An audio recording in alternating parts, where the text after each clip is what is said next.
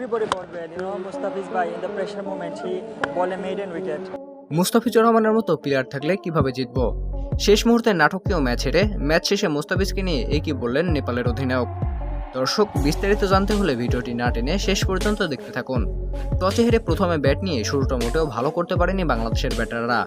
দ্রুত 3টি উইকেট হারিয়ে চরম বিপর্যয়ে পড়ে যায় টাইগাররা, যেখানে ম্যাচটি সাকিব আল হাসান এগিয়ে নেওয়ার চেষ্টা করলেও তাকেও ফিরতে হয় দ্রুত।